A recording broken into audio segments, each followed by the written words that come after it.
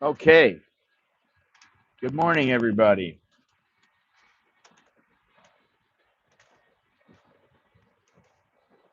ตอนนี้อ่าไม่เป็นไรครับ Good morning, everybody. Good morning. Sawadee Tonchao. Today, we're going to be talking a little bit about a letter, an email that I received from International Living. And what's funny is I received the email a couple of days ago, like 3 days ago. And today I received, good morning, good morning. Today I received another two emails from them pushing the same narrative. And what's funny is their narrative is not really um, consistent. They're saying, oh, you can live for $1,000 a month. Look at what you can do. And then they're talking about what the lady pays, and it adds up to like $960 or something like that. They haven't included anything else. They haven't included her health insurance, dental care, medical care, medicine. Uh, they haven't really considered anything else. And I'm talking about they haven't talked. They're just so out there. And then I get a couple of emails and they're saying the same thing. Oh, how you can live in Thailand for $1,000? Then it says you need $1,500 to live here. And I'm like, you see, this is what I mean. It's not consistent. And the bottom line is, if I really wanted to, I could get by on $500 a month here, but I would live like dog shit. I mean, well, it's not raining here. It's beautiful here. I would be living. I mean, basically, I wouldn't be living. I'd be existing. I'd be like, okay, so I hope I have enough money for food today, which is what some Thais do. But I could get by. I would live. I'd be okay. I might lose a little weight, which, that's fine. But I could do it. And if you want, you can live off $20,000 a month. I mean, what do you think? There's no millionaires here. There's no people earning, four or 500,000 baht in Thailand. This is the thing. And I got a message from this guy, and we went back and forth, and he's talking about how you don't know about Thailand and you don't know what it's like and all these poor people and all this. And I'm like, wait a minute. Listen, คุณอยู่คนเดียวไหมบ้านก็อยู่คนเดียวก็พักเอออยู่กับแฟนใครจ่ายสำหรับห้องจ่ายเงินค่าห้อง3,000แต่คุณจ่ายแล้วก็เข้าใจด้วยเข้าใจ Okay, so this is kind of normal. You have a Thai girl, or it could be a guy, whatever. And okay, sometimes they live alone. And I've talked to a couple who've lived alone. I talked to one the other day who lived alone, and she was a barista, and she made about 15,000 a month. But she also worked a second job, and she made about 20,000, 25,000 at that one. And she's living in an apartment that's probably 8,000 baht a month. อันนี้อะไรอ่ะ4.5 13เหรออันนี้โอเคอันนี้โอเค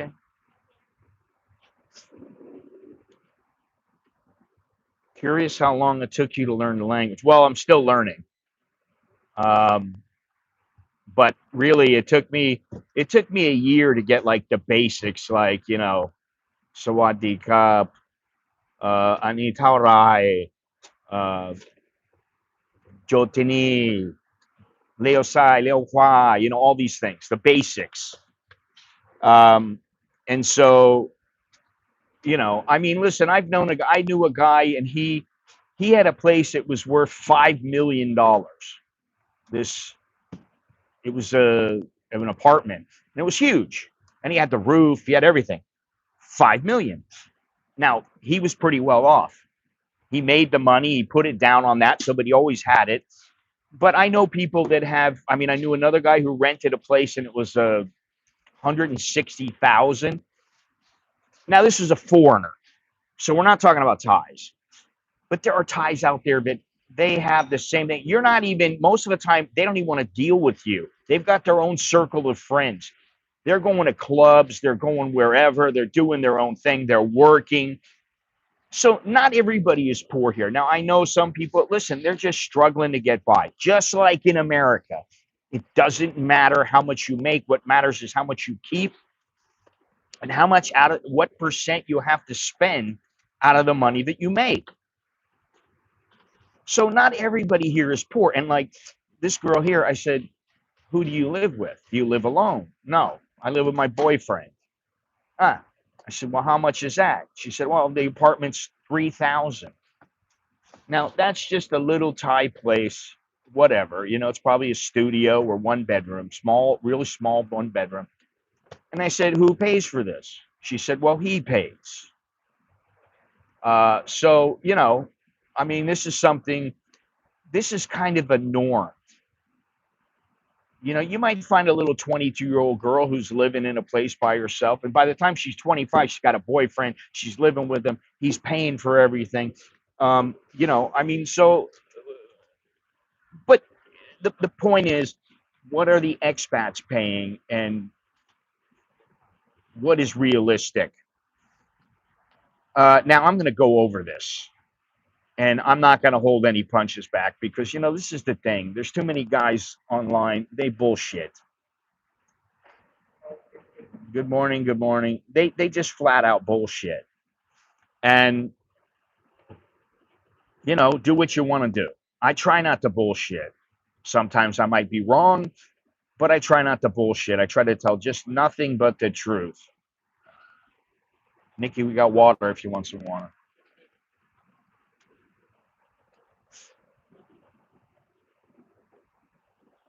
Get my coffee straight here.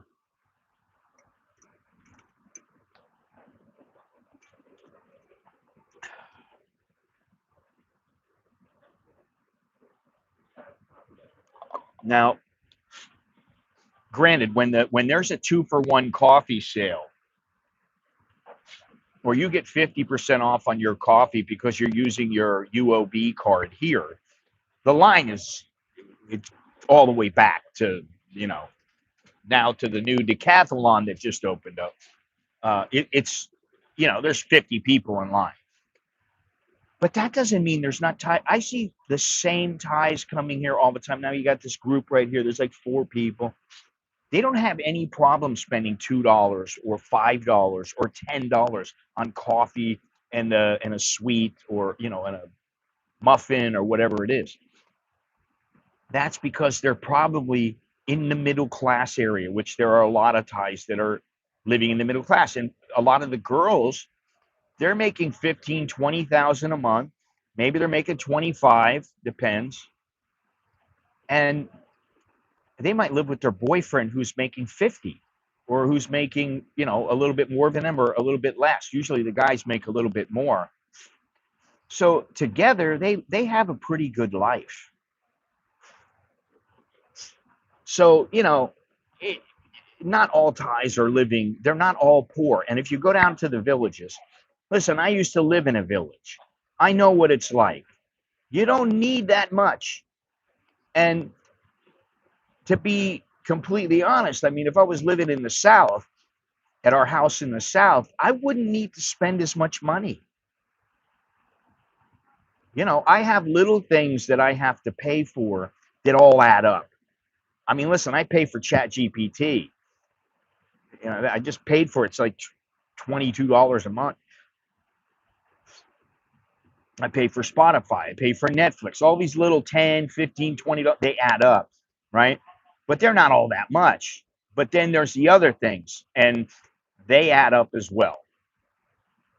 And so if they're living out in the village and they don't have many bills, like they have, oh, all we have to do is pay electricity and water, that's fine. But guess what? A lot of them are paying for a truck, a motorcycle. Mama, papa need money. you know. So they're spending a little bit more than you think. Now, I'm not saying that it wasn't possible to get, it's not possible to get by on, say, $700-800 a month. I know people, they've they don't have to pay for their house. They don't have to, uh, maybe their utilities are minimal, and you're talking about maybe 1500 baht a month for their electricity, for their water, for their, if they got gas or whatever, and they're usually buying the gas. So the bills are minimal. And guys who, they say, oh, I live out in the, they're living out in the village, and I only pay 800 or $1,000. Well, they may have a truck. They bought the truck with money that they had. So you could, if you want to see how much it depreciates, you could figure out how much money they spent over the course of 5 or 10 years. You factor in the depreciation and how much they spent, and that adds to the monthly charge. But if you don't do that, they got a vehicle, they got a house they don't have to pay for. They have minimal bills, right? Thank you very much there, Mortgage Mike. Give him a like, please. I'd appreciate that. I got to continue because I'm on a roll here. What are you talking about? Jesus Christ, you got to fuck it up, man. Who's talking about lady boys, you idiot? Jesus Christ. Always got to, the lady boys, everybody, with you and the MGTOW and the other guys. The lady, big deal. So there's lady boys. I don't give a fuck what they do. Have your own life. Have fun. Enjoy your life. What's the problem? Really? So they're a lady boy. Okay, whatever. I don't understand it. It's completely foreign to me because I would never chop anything off, but that's the way it goes. Anyway, I don't know where I was here. I was somewhere. But let me continue here. So the point is that for Thais, they know how to get by. They know how to get by. They know how to live and to be pretty comfortable. What is this now? Oh, here we go. This is what I was looking for. My notes. So, there's a constant drumbeat from many websites and many YouTube channels, especially, that they tell you can live in Thailand in expensive touristy areas like Phuket for $1,000 a month. And very few people can do that, even Thais. You got some lady who's selling fruit on the street. That lady is not living off of $1,000 a month. Okay. And these people make it sound like all you have to do is go down to the beach, rent a house, and you're on the beach with your feet in the sand and drinking water from the coconut. And, I'm here. I call bullshit on most of this. I'm not saying it can't be done. It can be done. But by certain people who have their act together or who can live for very little. And you know what? It doesn't matter. Personally, I don't care. You want to live off $1,000? I've done it before. I've lived off $1,000 a month, and I've lived off of 5,000. And I'd rather have the 5,000 than the 1,000 any day of the week. Now we have a family. We're older, so we don't have to really worry about money so much. Money is not a big factor. And the guy was like, the one guy who wrote me was like, so you got you had a hip replacement surgery. Did you go to a public hospital and were you able to work your 20,000 baht a month job? And I was like, well, wait a minute. I'm not them. I never worked a 20,000 baht a month job. And what am I supposed to do? Apologize for that? No. And as far as the hospital goes, with my hip replacement, I did my research and I hunted for a good price. I found prices here 600,000, 500,000. Even Waitany, which I had a VIP card. I've told the story a million times. I called them up and it was like, oh yeah, 500,000 or something. Then my wife called up the next day, 400,000, and I'm like, listen, I got a VIP card. I'm supposed to get the same price as Thais, and you're quoting me 100,000 more. Although it was different. I said, no, it's a hit. What do you call it? An anterior, or was it? I don't remember if it was posterior or anterior. I said it's a hip replacement. There's nothing unusual about it. Oh, they couldn't answer me. And I'm like, fuck this. So I ended up going to Chiang Mai, had it done in Chiang Mai for 300,000. And for about another, I'd say about 30,000. I flew back and forth there 3 times. The third time was the last time. And I flew business class because I needed to be able, once I was coming back, I needed to. Oh, she gave it to you? Once, huh? I told her about the grocery. What'd you say? Well, too bad. Then I won't buy any groceries anymore. I'll just put them in I'll buy a little refrigerator and put it in my room. Anyway, so you got to think about all these things. And now I saw this article, and it says Jill lives happily by the sea for $1,000 a month, and they make it sound like it's so easy. And obviously, I live here. I know what things cost. I know the games that are played, and hey, I get this, and it only cost me this much. Oh yeah, well, what about oh, you're getting your teeth cleaned. Oh, that's great. Well, did they do anything else? Oh, well, yeah, they gave me a root canal. Well, how much was that? Well, that was 100,000, whatever it is. I don't remember how much a root canal is, but oh, I had to pay that too. Oh, so it wasn't all that cheap. Oh no, well, it was cheaper than the U.S. Yeah, I understand that. We're not comparing to the U.S. Now you compare it to Thailand. That's what you need to do. So I'm going to break this down piece by piece. We're going to look at this lady's name is Jill. Then I think they have somebody else in the other ones, and what she spends, what isn't mentioned, and what it actually costs to live in modest Western standard. If she wants to live a Western standard of life here in Thailand, how much does it cost?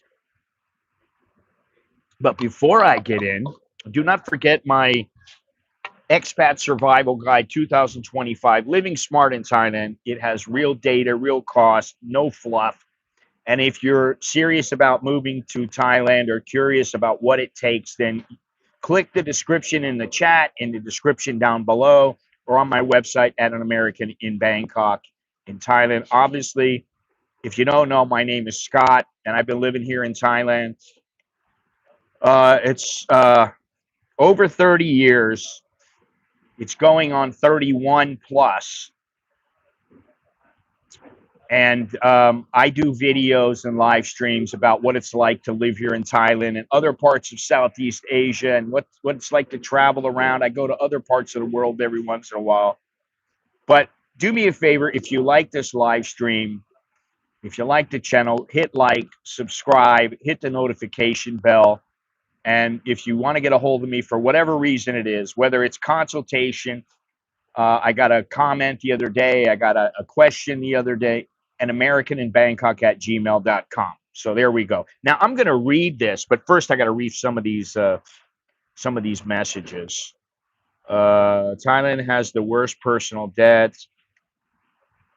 Okay, well, again, Thailand has the worst personal debt, and they consider Thais.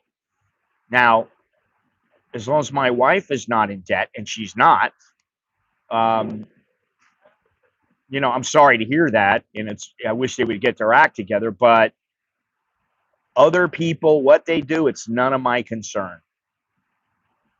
Let's see here. I live in rural Thailand. 2 weeks ago, I went to Pattaya to play golf. Pattaya costs are 50% higher than where I live. Supermarket cost eating out. So where there is nothing, it's cheap. Is that the takeaway? Yeah, I live near Chantaburi and notice the same at restaurants. Well, prices are all over the place. And you can go to some little rinky-dink town, and yeah, you're going to get, you know, a gayang for 30 baht, and maybe you're going to get it in Pattaya for 50 baht, and maybe in Bangkok it's 60 baht. Prices are all over the place now, so you got to take that in consideration wherever you are, and just there's nothing you can do about it. That's the bottom line. There is nothing you can do about it. Now, I want to read this article because I actually saved this. Let me see what I got here.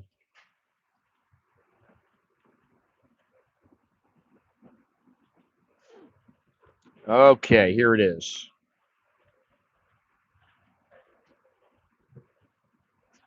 The sea is so close you can taste the salt on the air. The sound of waves drip through the open windows, soft and constant, as the sun melts into the Andaman in a blaze of pink and gold. Oh my God. Please. It's hard to imagine a life more peaceful or more affordable. For one retiree, the stretch of Thailand's northern coast isn't a vacation spot. It's home. Well, I used to live in Phuket. I lived there for a year, a little more than a year. And I found it to be very expensive. And you couldn't live off $1,000 a month because that's what I was getting paid. I had about 1,100 a month, and I couldn't live off of that well. I couldn't go out to the bars. Everybody was paying for me, and I didn't like that because, you know, I want to pay for myself if I can. Below you'll see why life here might change the way you think about retirement forever. Now, this is from International Living, and you know they make information about various places around the world where you can retire and where you can live. And they have products. They sell them for $30. They sell them for $50. They sell their subscription. I think it's something like $100, but I won't pay for it. But the title is "My Rent Right on the Andaman Sea?" Question mark. $510 a month. Okay, now right off the bat, $510 a month. She has $1,000 a month. That's supposedly how much she's living off of. That means she has $490 to pay for her food, utilities, medical bills, visa expenses, dental bills, travel expenses, whatever else she needs to spend. That's not much. Waves gently lap the shore, the water and fine sand on my bare feet is cool, calming and refreshing. As another evening draws to a close on the Thai island of Phuket's northern coast, the sun slowly sinks into the ocean in a blaze of orange, red, and pink. Who doesn't savor the beautiful sunsets over a beautiful, clear beach? A beautiful, clear ocean, sorry. Appropriately for Jill Patridge, living close to the beach with sunsets was one of her key criteria when it came to selecting a retirement destination. After 6 years of living on the island, she hasn't tired of it.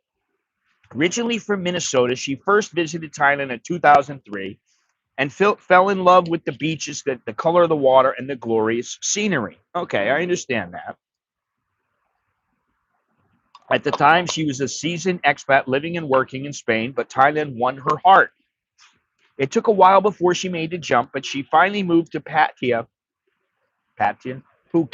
rather, permanently in 2015. I just get on autopilot, I guess. Like many retirees here, Jill leads an active lifestyle. Now, first of all, they're saying she moved to Thailand permanently in 2015. Well, that's almost 10 years ago. And then in the beginning, it says, um, I thought it said 6 years. After 6 years of living on the island, she hasn't tired of it. So is it 10 years or is it 6 years? But she finally moved to Phuket permanently in 2015. So there's a discrepancy right there. Like many retirees living there, Jill leads an active lifestyle. She radiates vitality. She has an infectious zest for life, and at the age of 65 is a picture of health. She keeps in top shape, partly by working out regularly at a modern, well-equipped gym. It costs about $60 a month, and I've made a lot of friends here. Moms with kids in international school, working people, retirees, everyone is friendly, and we often have coffee together after our workout. Must be a chick thing, because I can tell you that, there's a lot of guys at the gym, and most of them are really friendly. They are. But every once in a while, you see these guys, and they keep to themselves. They don't want to talk to anybody, and that's me. I don't want to talk to anybody. I don't want to become great friends with anybody. I'm not looking to do that. It's just not a social event when you go to the gym. You go to the gym to train. You don't go to the gym to make best buddies. Now, if you do, that's great. But you don't set out to do that. You're not looking at it as a social event. That's just my opinion. Speaking of company, Jill explains it's so easy to make friends by attending events posted in the expat groups online. I often go to the beach club events and lunches organized by the Phuket International Women's Club. These Facebook groups are also great for getting information and just keeping up with local happenings. As restrictions are easing, more events are gathering and gatherings are being posted, including New Year's celebrations. I'm going to go out on a limb here and say this was probably written sometime before right around the beginning of the COVID, when it was starting to, and then as it, I don't know, maybe it was the middle of the COVID, the end of the COVID, but I think during COVID, which is why there was a discrepancy in the beginning. Now, I don't know why they're putting this up again, but who knows? It says she bases herself in Bang Tao on Phuket's northeastern coast. Well, it's not cheap in Bang Tao. I live on my own in a cute little 2-bedroom, 1-bath house. I opened my door to the Andaman Sea. For that, I pay $510. Now that's about 16,000 baht, 17,000 baht maybe. I don't know that she's paying 17,000 baht for a place right on the beach that's 2 bedrooms. For a studio, maybe a 1-bedroom, maybe. But for a 2-bedroom, I just don't see it. I don't think it's the truth. I think just this chick is made up or whatever. That's no exaggeration. Having your own wheels is a must in Phuket. Taxis are expensive and the bus service is patchy. She rents a 2021 Toyota Yaris for $240 a month. Okay, so let's just take it from right here. That's $240, $60 for the gym, that's $300, and $510 for her rent. That's $810. It says the leasing company takes care of her insurance, registration, and servicing, leaving Jill free to enjoy her life. She finds driving a breeze. The roads are good and easy to navigate. Now, anybody who knows Phuket knows the roads are not a breeze.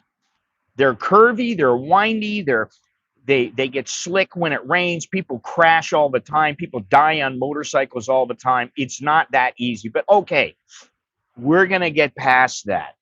Okay. She's already at $810 a month. So let me just go on here. What are all these messages?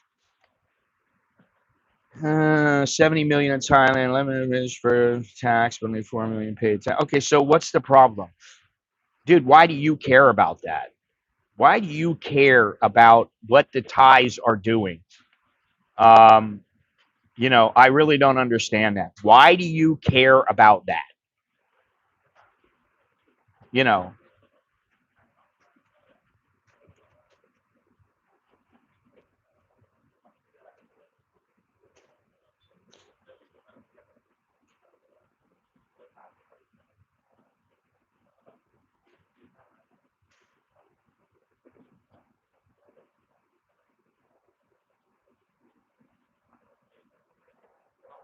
thoughts and predictions in the nightlife transformation in Pattaya. Are we talking about that today? No, we're not. My above comment is related to banks becoming more interested in your account. Well, it's funny. None of my accounts have been tapped, and I understand there are problems.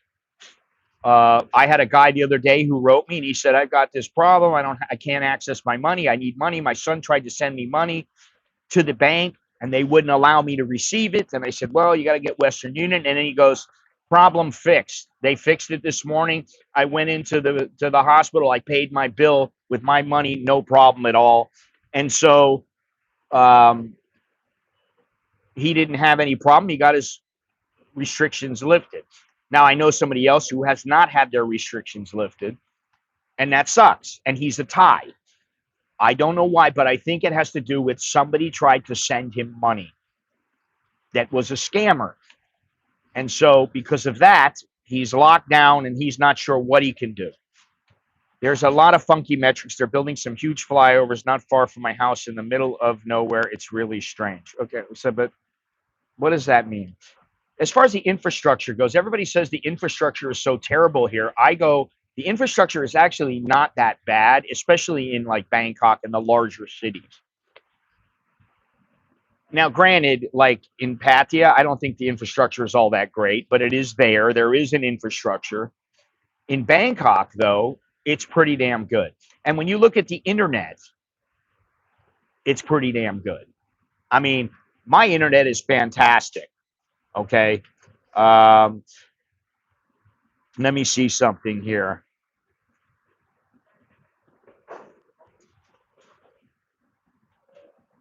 Let me just do something real quick. I need to find something out here. I don't know anything about something in November 22nd or any of that, whatever the hell it was you said. What is it? Oh, maybe I didn't see that. Let's see here. Oh, new bank system implemented November 22nd. Who told you that? Where'd you get that information?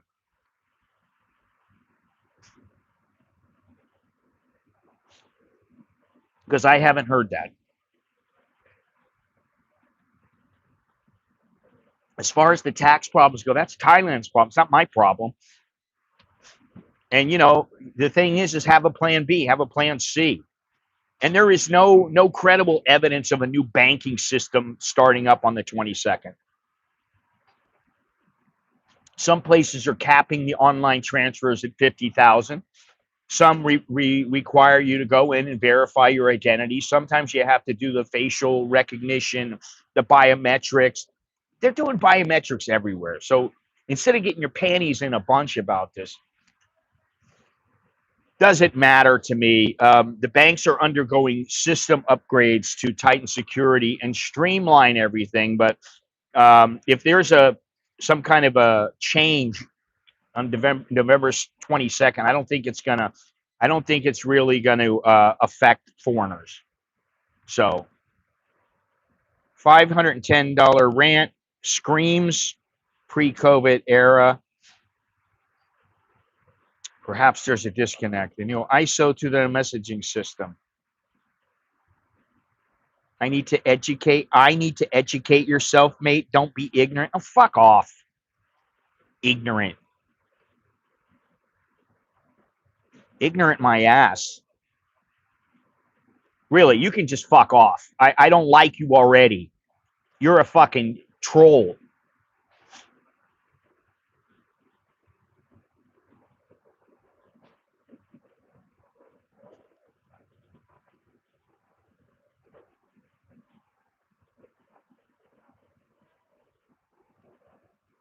I don't know why this is not working. Let me see something here.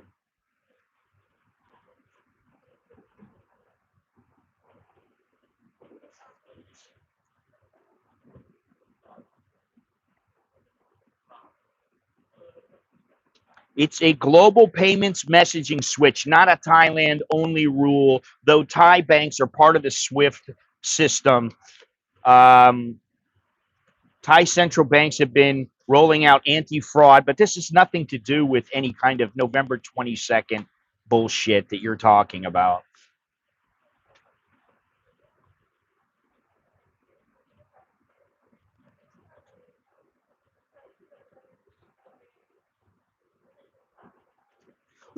You see Einstein? Oh, fuck off. It's all digital assets. I love you fucking conspiracy theory fucks like you. And that's exactly what you are, buddy. I hate to tell you. You think everything's going digital assets. I mean, I understand a lot of things are changing and it might happen, but this is years and years away. And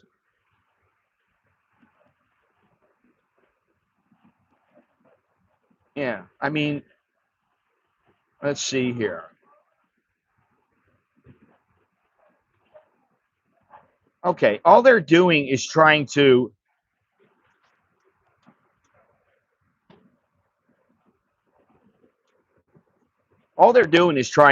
make everything easier around the world with other places. And I understand some of it might be more of a pain in the ass, but um, it lets banks send richer, structured data, better for compliance, transparency, and automation. It's already been adopted since 2022. And Thailand uses prompt pay for many years. And SWIFT and central banks will finish the transition by November 2025. It's not a new currency or conspiracy, just a major modernization of how banks and institutions exchange payment data. The point is efficiency, interoperability, and traceability among the world's finance. Yeah, sure you are. Sure you are. Sure you are. I don't believe that you're trying to educate anybody, because what you're saying is not the same of what the truth is. Okay, first of all, why are you worried about how many people pay taxes in Thailand? This is a problem that the Thai government has to fix, and guess what? I have nothing to do with it. You have nothing to do with it. You can't do shit about it. So why do you care? It doesn't matter. I love how this is. Oh, crypto is going to be the fucking currency of the future. And well, maybe, but so what? I'm not worried about it because we ain't there now. Doesn't fucking make a bit of difference to me, man.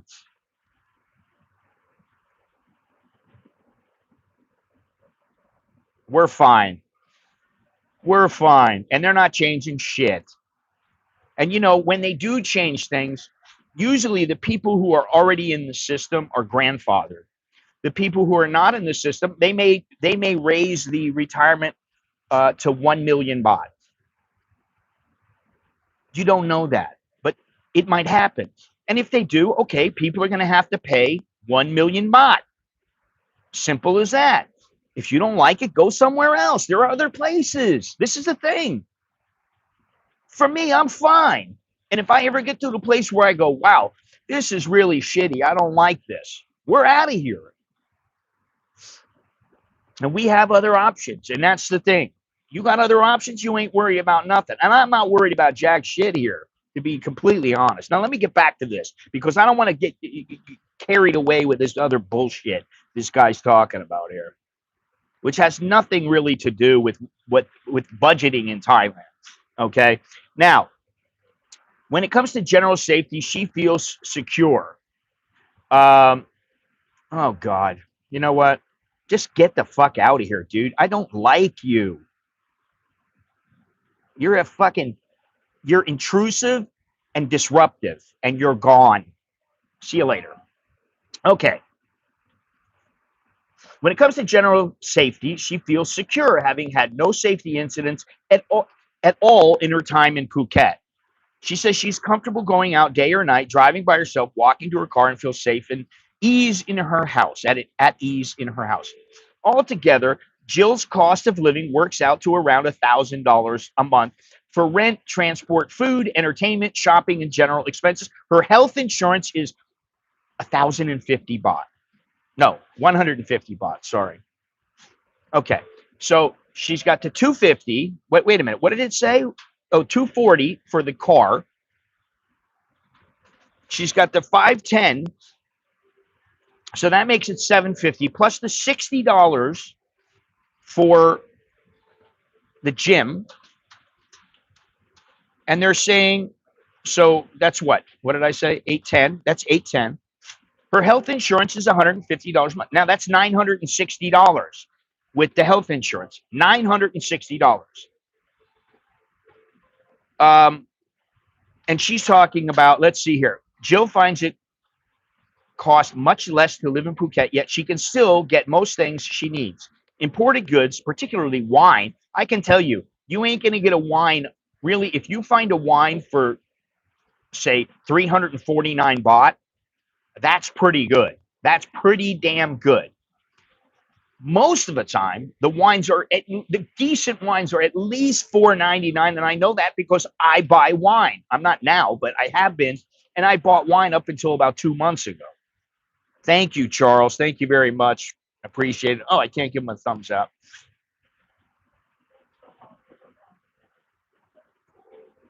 So let me continue. Let me continue here. Aloha, chilling with my son Keanu. Popular name. Aloha, sawadee kap.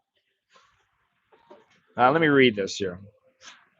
It says her cost of living works out to around $1,000 a month for rent, transport, food, entertainment, shopping, and general expenses. Her health insurance is $150. Now that's already $960. Okay, that's $960. They're saying around 1,000. It sounds to me like she's spending money on food. That's going to cost her about 10,000 a month. Let's just say $300. That's for one person, and that is shopping fairly frugally. That's $300 a day. That could include eating Thai food. It could include, maybe going to the grocery and buying a bottle of wine and, 1,000 baht worth of food that's going to last her for a while. Let's just say that it's 10,000 baht. Um, they're saying that the $1,000 includes everything. Okay, that includes her utilities. Oh, it doesn't say utilities. It says transport, food, entertainment, shopping, and general expenses.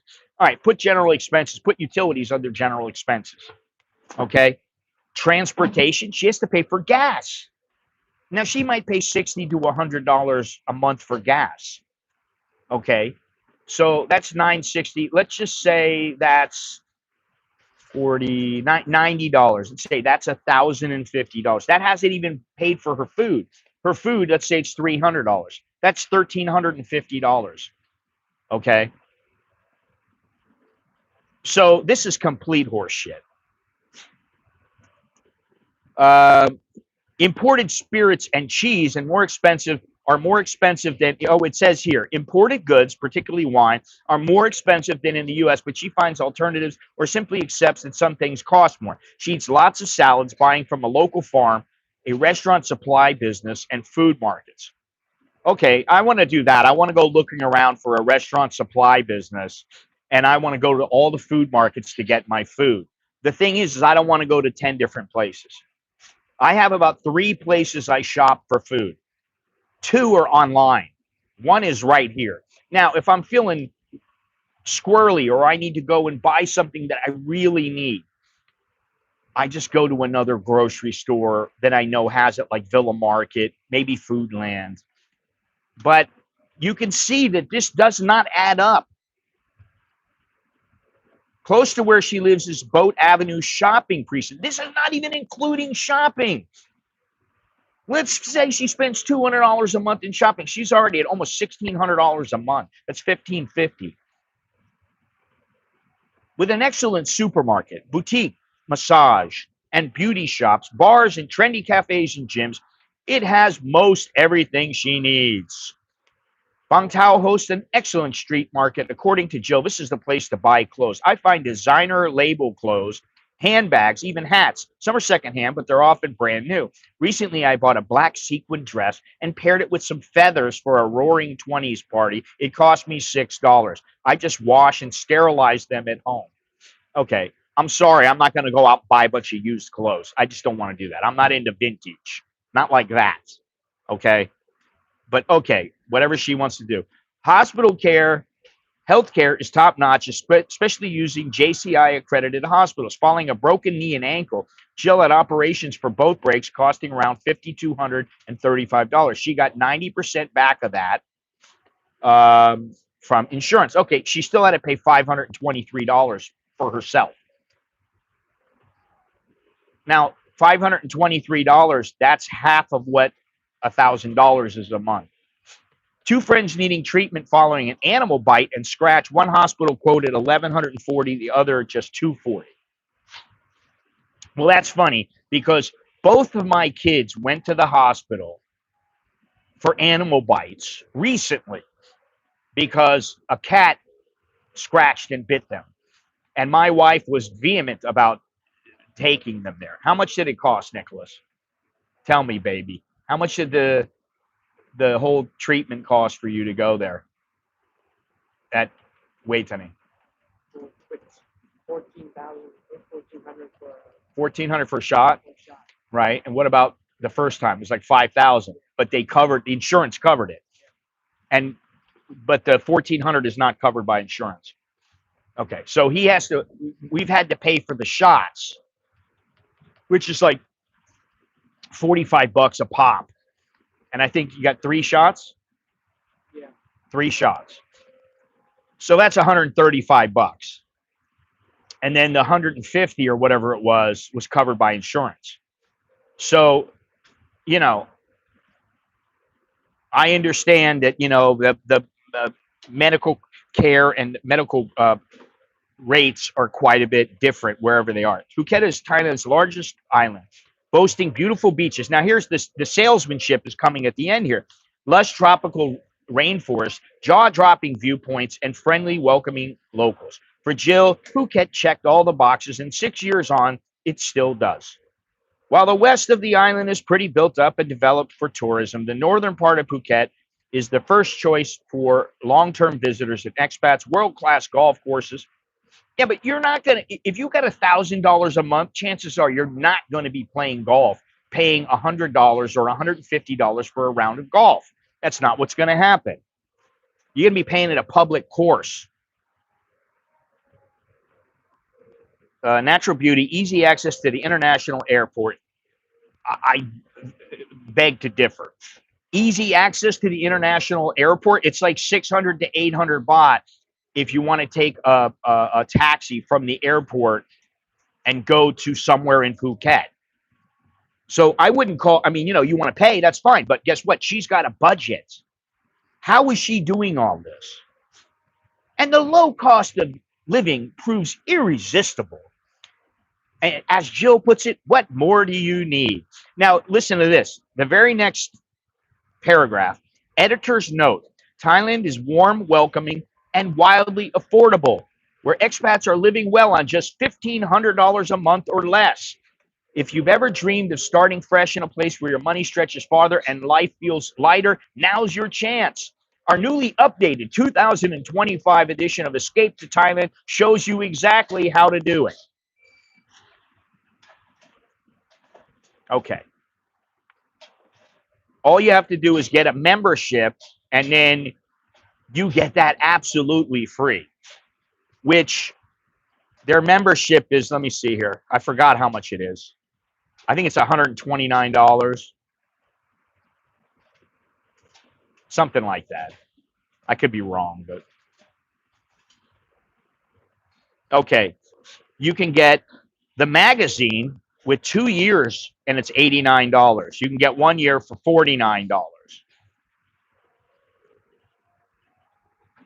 Regular price $129. Yours today for $49. Okay, so this is a sales job. I understand that. I think we all understand that. If you live like a Thai and shop at the open markets, you can live for dirt cheap, but the story is full of shit.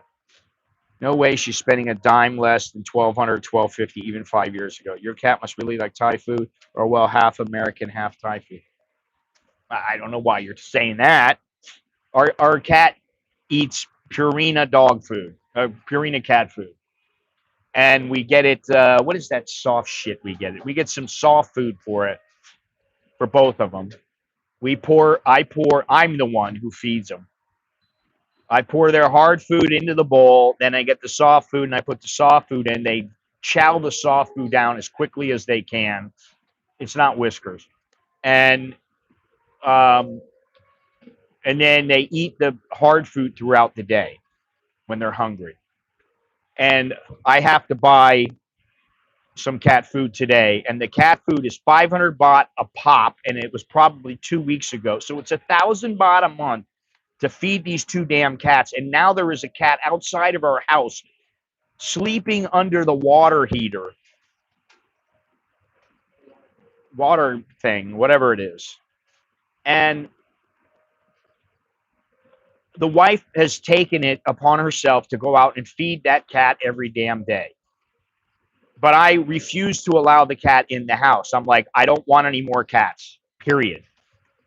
So that cat lives outside, and I don't know what's going to happen to it. I have no idea.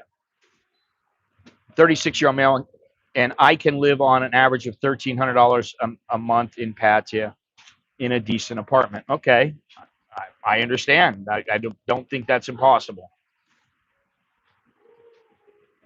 So, you know, this one article is one thing, but the problem is that I got another.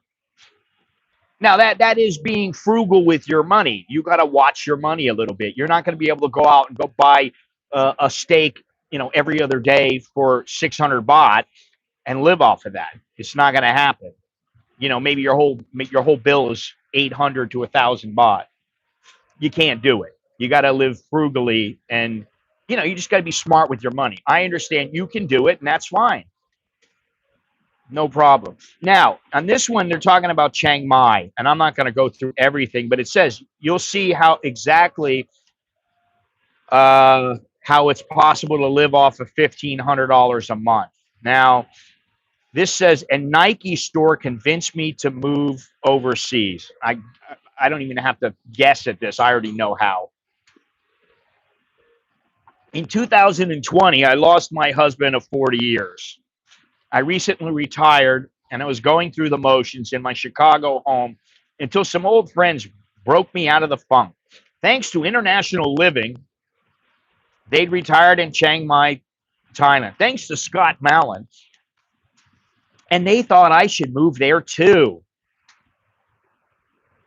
I'd only left Illinois for Florida twice. I didn't read this one.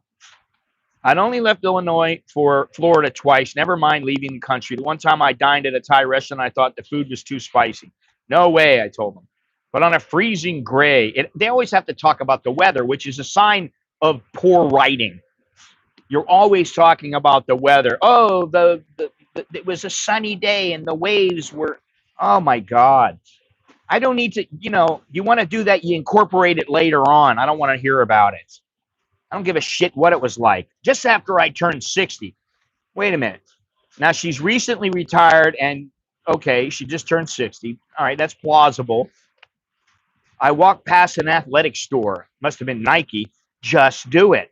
The advertisement in the window shouted at me. It hit me like a ton of bricks. I was active and healthy. I still had the best years of my life ahead of me. Listen, when you're 60 years old, I hate to tell you, you don't have the best years of your life ahead of you, at least physically. You may have a great life ahead of you mentally, emotionally, and somewhat physically. But I'd rather have my body at 25 and have the mind of what I have now, much stronger, much more solid in how I think, and just have my body from when I was 25, any day of the week. I booked my flight to Chiang Mai and applied online for the 60-day multiple entry visa. 60-day multiple entry visa. I gotta check something out. I'm not. This is not computing.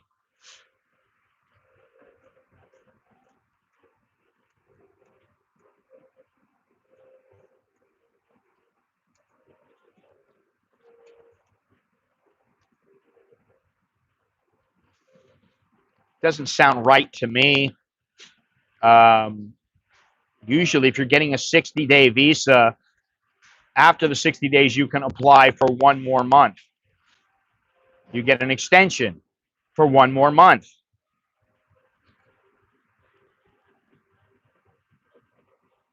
Yeah, you extend it for 30. That's all. You can get a visa for 6 months, an METV visa. Well, it's multiple entry visa. Okay, so I understand she's doing that. But that's only good for 2 months, and you're allowed to stay for 60 days, then you get another 30 days, then you can stay for 60 days, and another 30 days. That's it. Then you're done.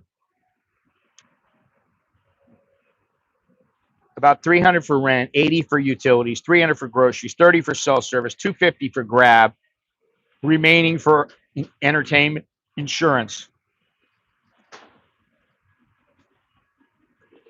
I don't know why it would cause you any kind of. I mean, dude, you sound like such a. I don't even know how to say it, dude. I don't know how to put it properly. I don't want to offend you. Honestly, I don't want to offend you or anything, but I'm getting anxiety thinking about the retirees in Chiang Mai or the retirees moving there. I don't get anxiety from shit. Seriously, what are you getting anxiety for? You can't change a goddamn thing. If you can't change it, why worry about it? Guess what? If there's so many that come in and you don't like it, move somewhere else. Find another place where there's not as many retirees or as many people living there. That's how you do it. You solve the problem. Don't just dwell on the problem.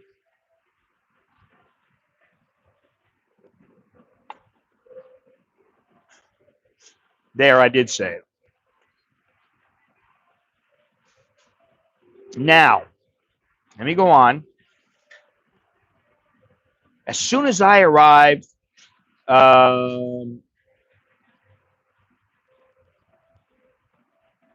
I don't know what to tell you about that. I don't get involved in affairs of the heart. That's my catchphrase. I don't get involved in affairs of the heart.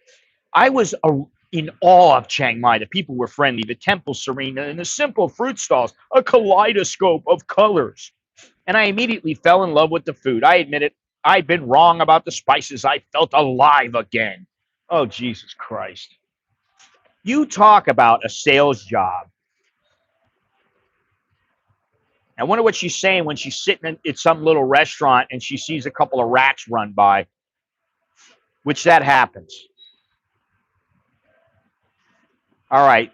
It says, as soon as I settled in, I began taking myself on excursions to Chiang Rai and Mae Hong Son, the Thai cities near the Burmese border. I took the bus and chatted with locals who are always patient and affable with foreigners. I visited Buddhist temples, listened to the chimes as gentle breezes, here we go again, passed over them. I took walks after dark, something I'd never do in Chicago because crime is very low here. I also completed a Thai cooking class at the Chiang Mai Thai Farm Cooking School. We took trips to, and let me tell you something. I think everybody should go to a Thai cooking school, but just make sure it's a good one. I went to one and learned how to cook a few things. You know, you learn how to cook like 5 courses, and it was really good. And it was about $40, something like that. I played golf and enrolled in yoga. Could have never afforded these activities back in the States. I discovered Chiang Mai's strong expat community. Why do you want to be around so many other Westerners? Why don't you make friends with Thais? I have Western friends, but I also have Thai friends. And I don't set out to make friends with Westerners. Oh, well, he's from my place. He's an American. He's this, he's that. Oh, God. It was at a wine bar that I met Greg, a widower from Manchester, England. Being able to share my life with someone again, to have a companion, is the icing on the cake. On average, we spend a total of $1,000 a month, including our rent. We live in a 1-bedroom apartment with a pool and small gym in the old city neighborhood of Chiang Mai for $525 a month. This includes cable TV. Okay, it's probably not the best cable, but it's cable. Wi-Fi. Okay, probably not the best Wi-Fi, but okay, it's Wi-Fi. Furniture and all the necessities down to a kitchen cutlery. Chiang Mai is more a large town than a city by American standards, and the old city is its heart. Only a few minutes away are cafes, bars, shops, historical sites, and museums. The old city is surrounded by ancient walls, which reduces traffic. So one of our favorite pastimes is wandering on foot. We especially love the Sunday night walking market, open to 5 p.m. It says open to 5 p.m. to 10 p.m. Open from 5 p.m. to 10 p.m., which has a carnival atmosphere and sells eclectic items from floral soaps to jewelry. If you visit, be sure to haggle. We eat out. Now, here's another one. We eat out most nights. A delicious Thai meal, including a few beers, runs $15 to $20. Okay, $20 is 650 baht. That's 325 baht per person. To me, that's a decent price. Okay. But if you've got $475 left over and you're spending $20 on a meal for both of you, um, that's about 20 meals, 21 meals. That doesn't leave you much room. Every once in a while, though, we stay in so we can show off my Thai cooking skills. Not bad for someone who'd only eaten at a Thai restaurant once before moving here. My days of worrying about the next electricity bills or sitting in front of the TV are now long gone. Now I'm always learning something new, and I live a sumptuous lifestyle that would be a distant dream in the States. Now, here it is again. Thailand, the same catch paragraph or whatever. Thailand is one of the most welcoming and affordable places on the planet whether you're making friends over a beachside beer or joining the vibrant expat communities already thriving there. It's a country where you feel instantly at home and with a cost of living as low as $1,500 a month. It's easy to trade stress for sunshine and fun. Now, I can tell you right now, there's no way in hell that neither of these people are living off of $1,000 a month. There's no way, absolutely no way. 1,500, okay, maybe, but I'm going to say somewhere around at least 1,300 to 2,000. And they sent me another one. Escape to Paradise on $1,500 a month. This is what I mean. Okay. Hit up Chiang Rai if too many retirees. Well, I don't know. I was going to do a thing about where would I move to live. And I just haven't made the list up. I have an idea of places in my head. And to be honest, most of them are in the South. You know, I would consider Nakhon Phanom, I would consider Bumkan, but I have to really give it some thought. Bumkan is, to me, is a place where it's, I don't want to say it's like Chiang Mai because it's not really, but there's a lot of forests, there's a lot of outdoors activities you can do, and I just love that area. I just love it, but I don't know if it's in an area where I go, okay, I really like this place enough to where I want to move here. It's not the ocean. Okay, that's fine. I can try to look past that. I don't know what kind of hospitals they have there. I don't know how difficult it is. I do know it's difficult to get there and to get away from there and all these other kind of things. So I'd have to think about it, but I'm going to come up with 10. Probably in the next stream or the stream after, I'll have 10 different places where I think are good to live, for me at least. Okay. Now, like I said, they sent me another and it says they're talking about $1,500. Now, that's a little different. What if early retirement wasn't just a fantasy? What if you could live in a tropical paradise, enjoy a luxurious lifestyle, and spend less each month than you do now? Oh, now here it is. Here's their escape to Thailand.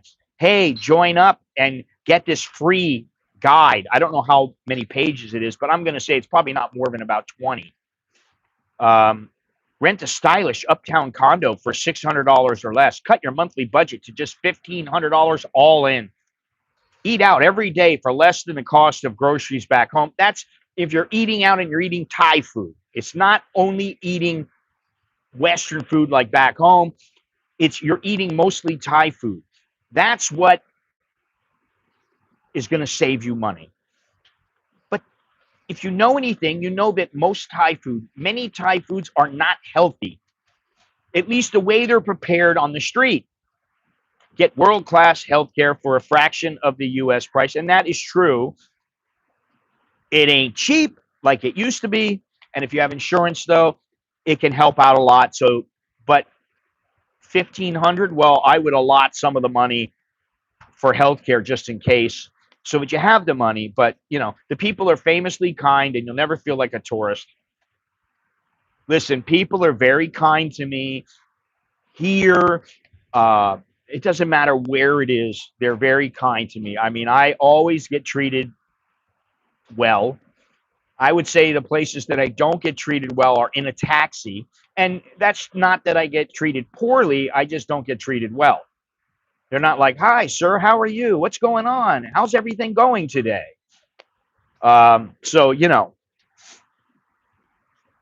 whether you're in a buzzing city or sleepy beach town, locals wave hello, remember your name, and welcome you in. Okay, that's in some places. I've been in places where you just drive by and people don't even look at you. They don't even care. But I have been in places where everybody's saying hello and, you know, they're welcoming, or they ask you if you'd like to eat or something like that. So, but this is the third thing that I've received in 2 days. All right, let me see this here. What happened? Let me see here.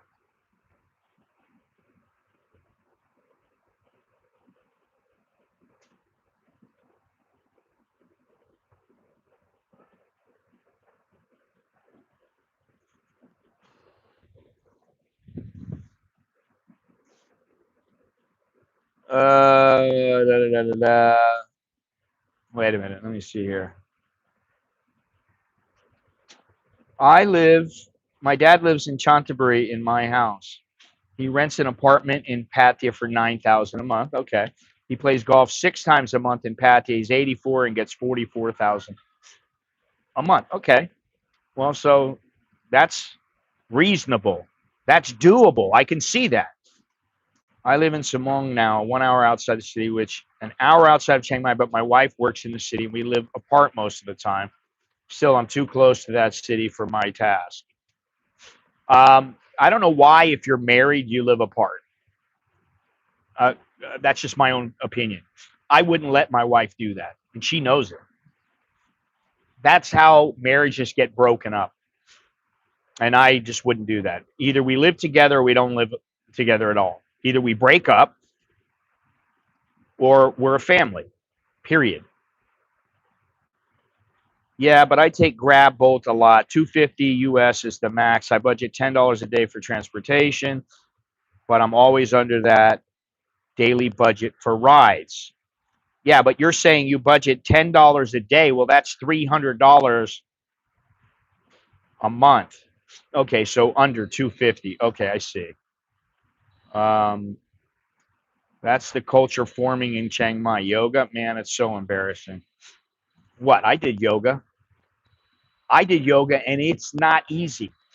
I can tell you that. And I was starting to get pretty good at it until I got injured, then I got re-injured, and now I'm injured again.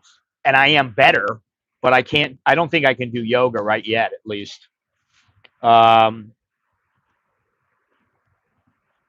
why don't you buy a bike? You can recoup that cost within 4 to 5 months. Yeah, and I'll tell you why I don't try to recoup my cost, because first, I don't give a shit about the money that I'm spending. It doesn't really matter. Second, I don't want to ride a motorcycle in Bangkok. I think it's too dangerous.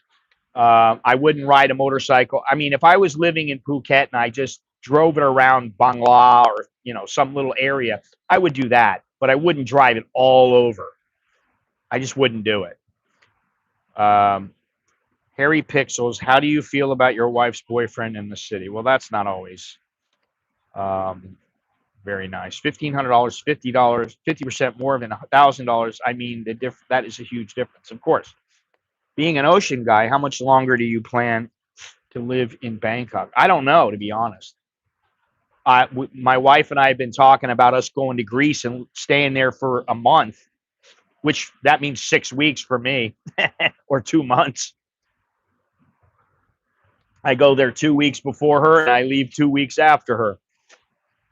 And maybe we bring the kids. I don't know. How much is the average burger and fries in Bangkok now? How much is a burger at, like, a double cheeseburger at McDonald's? Do you know? No, it's not 100 baht. Get the fuck out of here. It's like 179 baht plus fries plus soda. It's like 239.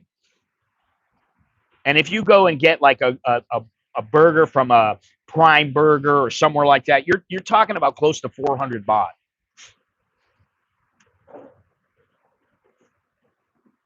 Back row yoga class gives the well, I'm always in the front row. I mean, I can still see the back, and I mean, you know, sometimes the view is good, and sometimes it's a bunch of old ladies. I don't really care about that. I'm there, you know. If you've ever seen the little clips of me doing yoga, I'm there to work hard.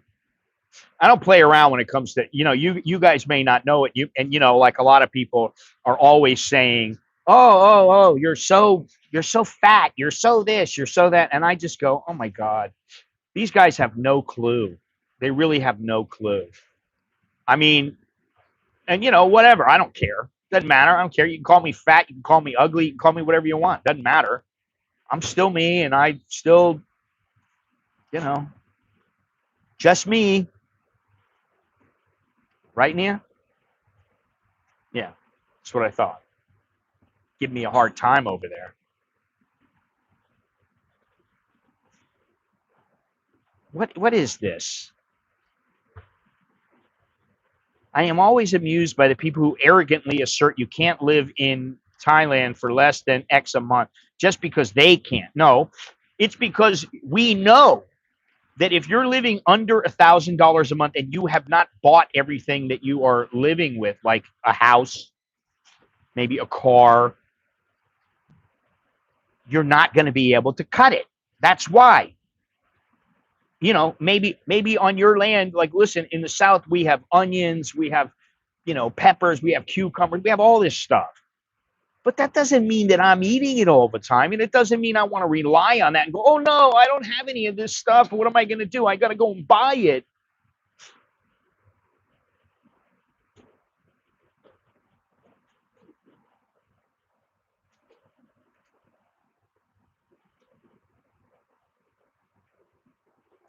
Oh God. All right. I was looking for something else just to show you guys.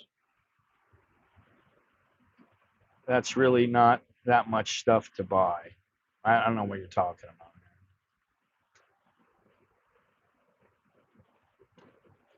Where's this link at that I'm looking for?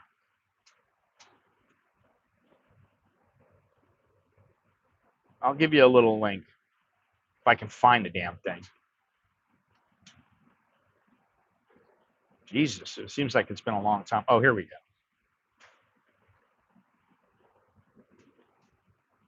All right, let me read this stuff here. My brother moved to Bangkok from the north, sold his motorbike after 12 months because I thought he was going to die. So he sold his bike because you thought he was going to die.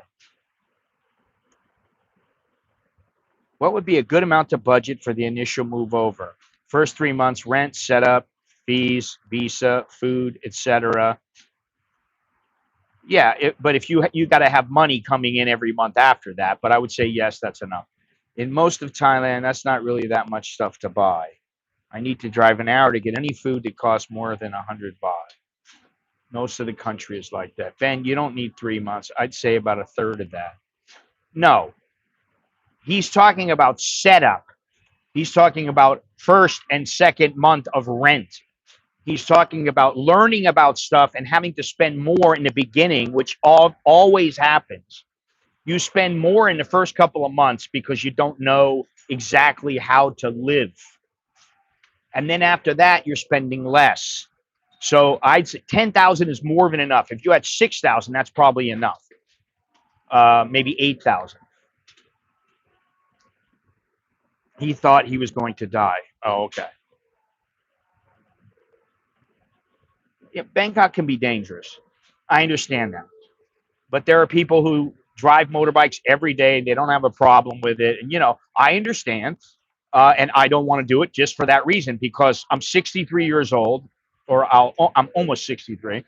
And I don't want to risk going down. And first of all, I always think I don't want to ruin my face. I don't want to crack my head open and have a big gap in my head somewhere where they had to take out my skull or something like that.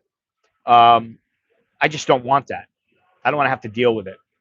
Now, if I was like when I was in Kanom and Sichon, there was almost nobody on the road, and it was just me concentrating on staying in the road. And you know, my son doesn't want to be on YouTube. And people have already met him. People have met him online. He's, right? You don't want to be on YouTube. No. He's like, no. Growing up with an American dad as a Thai. Yeah, we're just not into it, man. I drive everywhere on my motorbike, but Bangkok is indeed very scary. Well, you're out in the middle of fucking nowhere. Even if you go to Chiang Mai, it's a lot more laid back than it is here in Bangkok. So,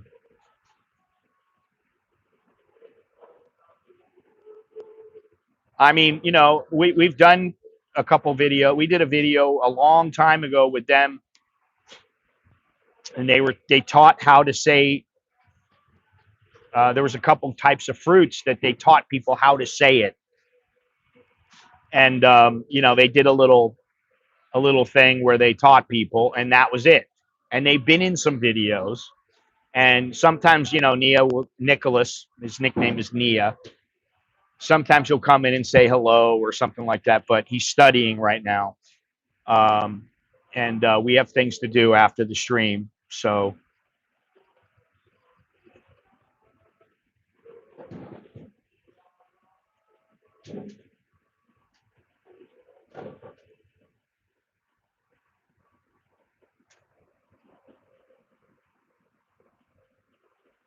all right. So let me just see here. Oh, you know what? Here. Never drive over 50. Yeah, that's a solution. Oh, yeah, that's a really good solution. Here you go, guys. You want to look at something? Look at that. And I'm 14 and a half kilos lighter than I was in that video. So I'm 30 pounds less than I was in that video, and I'll never be a skinny guy, ever. I'm just, big. Oh, did it come through? Yeah. Yeah. I mean, what kind of stupid remark is that? Oh, no, don't drive over 15 miles an hour. Well, first of all, it's not miles an hour here, it's kilometers. You deal in kilometers, not miles. Okay. But even if you're driving that slow, you're asking for trouble. Seriously. Oh, I have to say something.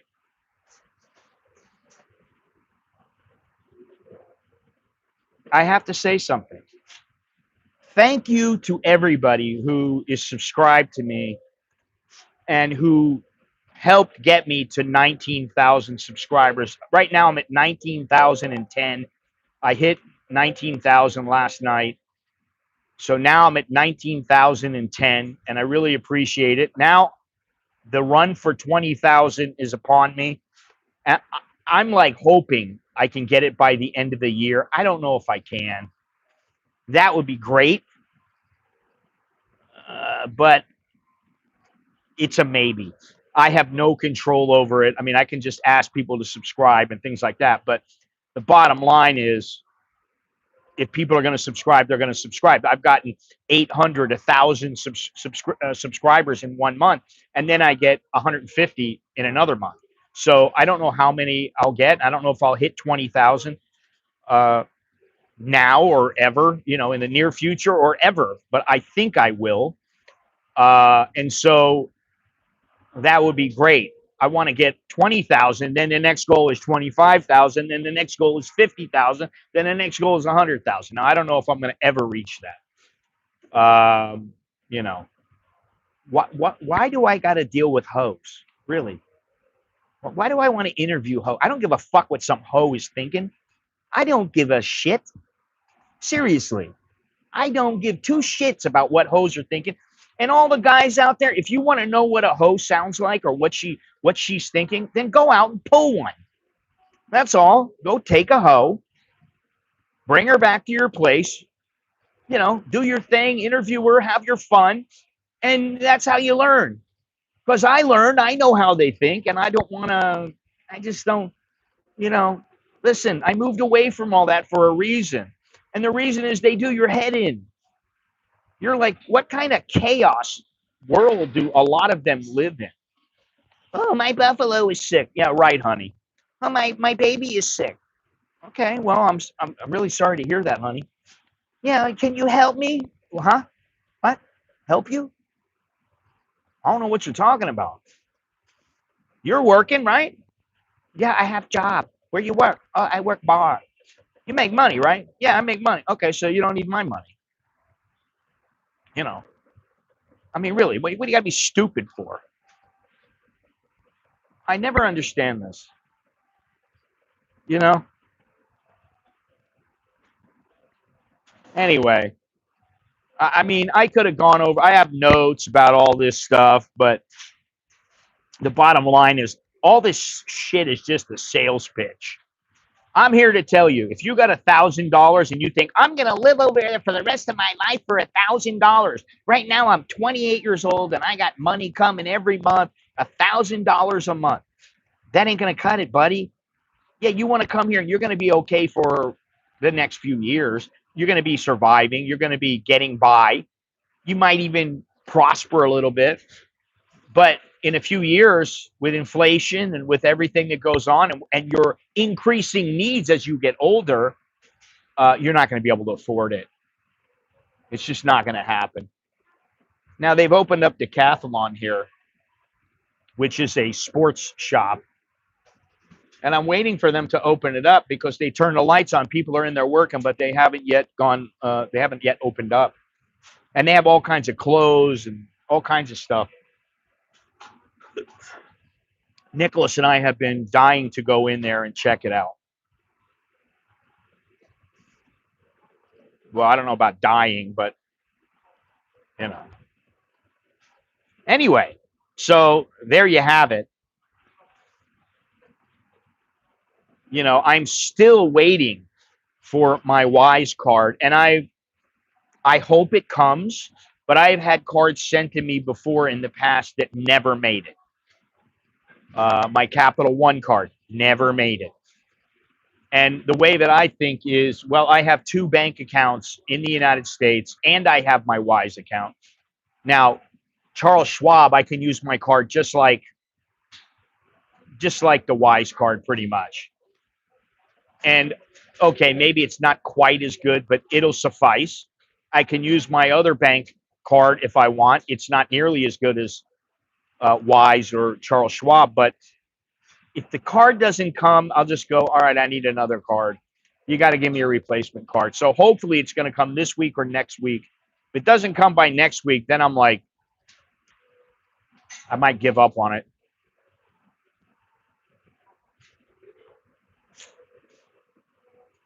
I would recommend you get the Wise and Revolut. I mean, I don't need the Revolut. I was thinking about it. I used to have Revolut before I had Wise. And then they said, we don't allow transfers from the United States. And I went, well, what good is it to me then? And I had a card. And they said, okay, you know, we just can't do anything with you now. And I said, okay. And then I find out, oh, now they're starting to take US customers again. That was, I don't know how long ago, but, and so now I'm like, I have an account, but for whatever reason, they won't issue a card to me. And I'm like, well, I don't need them really. So, you know, I'm fine. It doesn't really matter. If something happened with Wise, I'd be okay. I would be fine. I just have everything transferred to my Charles Schwab, and I got I have a, what do you call it, an investment account. Yes, I have a Y. I used to have it as an American living in Thailand. Now I have it as an American, period. So I got the Wise card. It's been sent to me. I just don't know when it's going to get to me. I don't know how long it's going to take. It's been about 2 weeks already. And usually I get my mail, like if it's sent from Florida, I usually get it in 10 days to about 17 days. It just depends.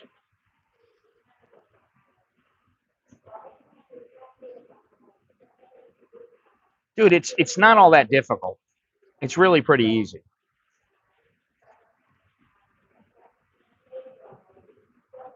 They use it for everything. You can keep money in there if you want. You can save money in there if you want. You can make a few percentage if you're an American.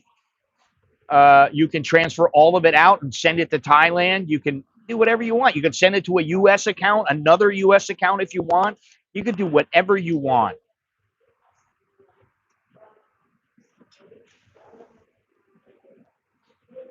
No, they sent it to my parents, and my parents sent it to me. So it's on its way to me.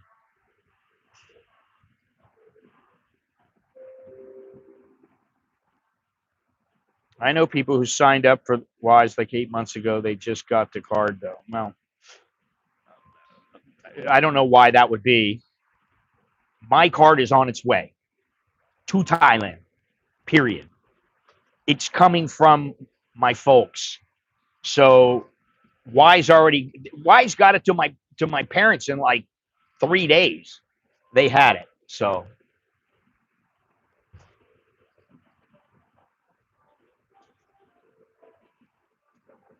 Fort Lauderdale. What is this? Do any of your U.S. accounts send replacement cards directly to you in Thailand? Charles Schwab did. My other account won't.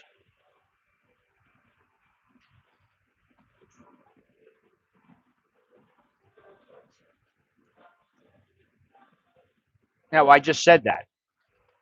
I just said that, and I said that about Revolut as well. I've said that many times, and that's fine. So now and I mean, quite frankly, it's great to have the card, but if I don't, I have other options, and that's the thing about me is I always try to make sure I have two or three, usually three options for everything. I mean, think about something.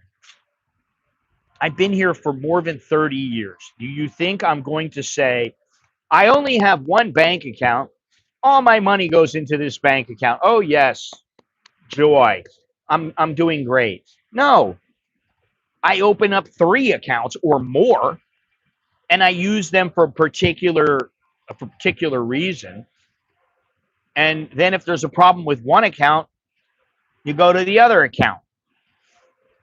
You know, I have a virtual card. I have one of those and I use it. In fact, I just paid a bill with it. I paid for ChatGPT. I pay for my Netflix with it. The only thing I can't pay for it with, uh, that I can't pay with it, is uh, Spotify. If I use it for Spotify, the price goes up about $10. I've got to pay an extra $10 to have it charged to a U.S. card instead of anything else. What high school did you attend? I don't know why that's important, but um, Hialeah, Miami Lakes, HML.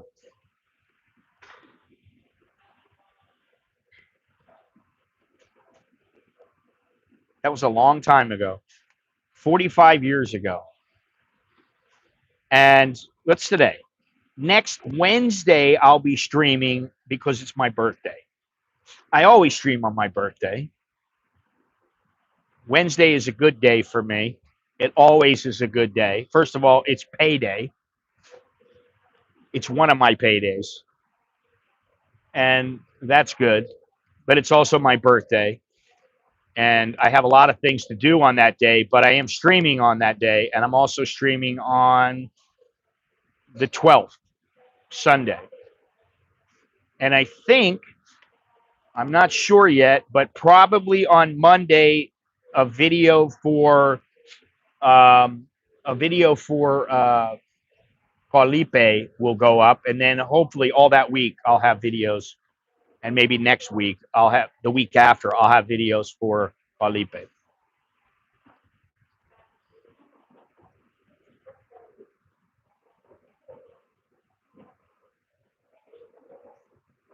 Yeah, I know. Actually, I remember two teachers in my high school. One was elementary, one was high school. In high school, I used to mess with this guy. I used to call him Sugar Bear because he looked like the little bear. What is that cereal where they have the little bear? He runs around. I forget the name of the cereal, but he looked like that guy, and he was the nicest guy. And I used to like shoot spitballs at him and do all kinds of stuff. And he really tried to help me. He was my algebra teacher, and he was really good. His name was Mr. Steinmetz. I cannot imagine he's still alive now. And when I was in grade school, like elementary school, I had Mrs. Meehan, and I was in love with her because she had this blonde hair, and I thought she was so pretty. And you remember things like this.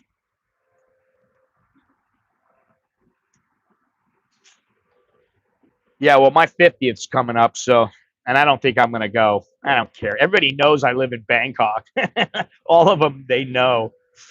So, let's see here. It's easy for Thais to get a visa for Europe. Will your wife need one to go to Greece? She needs to get a Shenzhen visa. She's already had one. She's already got a visa to the U.S. She's got a Shenzhen visa. She's done it all. They don't give her there's no problem with her. She didn't have any problem traveling. Listen, if you want to get a girl out of the bar and she can barely, she's illiterate or she can barely speak halfway decent English, and then you come in and you don't speak any Thai, they're going to go, what's going on here? And then, they're going to scrutinize her. Where have you worked? How much money do you have? Said, well, I got 2,000 baht sitting in the bank. That's all I have. Not enough. But if she's a hardworking Thai who works a so-called regular job and she can support herself, my wife doesn't need me to support herself, which is the good thing. And in fact, we were going to do it. At first, we thought about doing it with me as the sponsor. And then I went, you know what? You got enough money. You got enough stuff. You don't need anything. And so, I just asked a couple of people and they go, she's fine. So she goes in and she got it in like 10 minutes. She got the visa. They do an interview with them. And then, 10 minutes later, she called me and she goes, I got it. It'll be there in 3 days. And it was there in 2. So,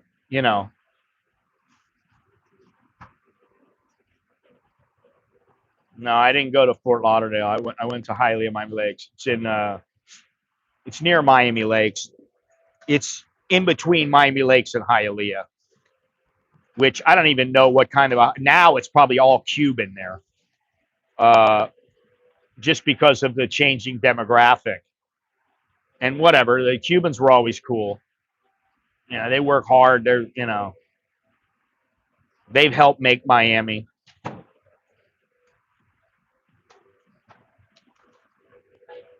She gave you the milk? Don't know if that's the one he's referring to, but surprised I remembered it.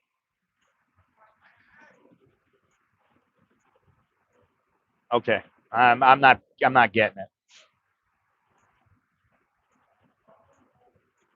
Super golden I don't think it's super golden crisp, honestly.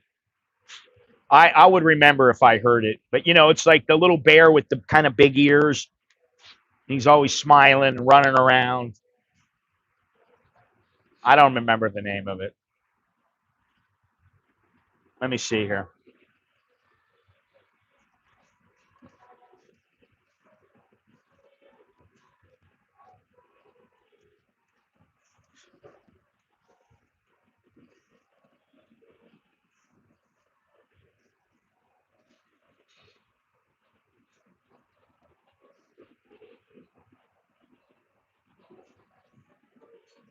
Hang on one second. Sugar Bear. Yeah. Oh, oh, in the US it was called Golden Crisp, and called Sugar Crisp. Okay. I thought it was Sugar Puffs, but no. No, no, no. It was Golden Crisp, yeah. So, good memory. I don't think it was super Golden Crisp. I think it was just Golden Crisp, but whatever. What are you wanting for your birthday? How about a third cat? No, I don't want to. I don't want a third cat. I don't know what I want. I don't really want anything.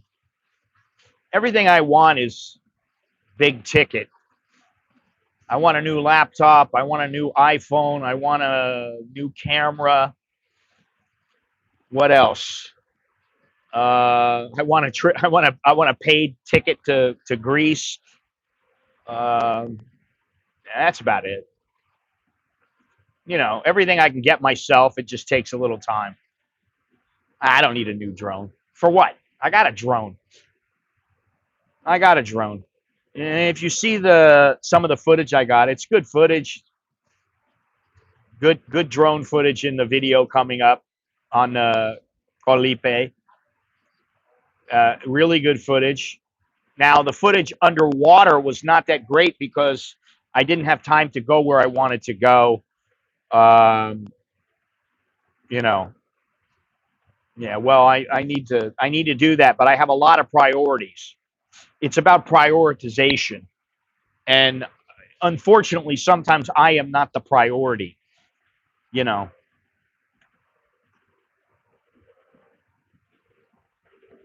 so when one of the things on my list becomes when that becomes a priority or the money becomes available for that particular item, that particular thing that I want, then I get it.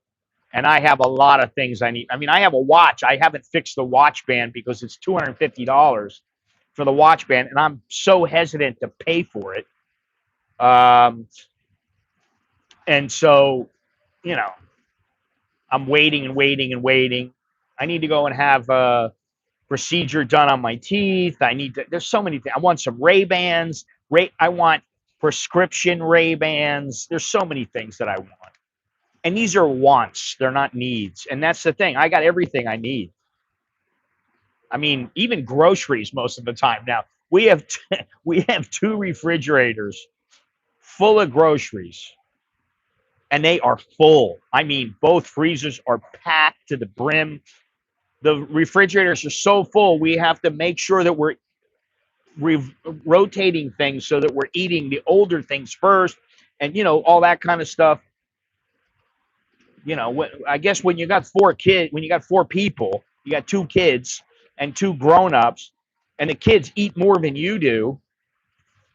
You need a lot of food, right? Nicholas is 200 pounds now. He's a big boy. He's not a little skinny puke who doesn't eat anything. He's not like eating like, you know, peanuts and something. That's not what he eats. He's eating a lot, right? What about your cocoa? You got more cocoa? Doesn't have any cocoa at home. I'm not buying any cocoa. It's not going to happen.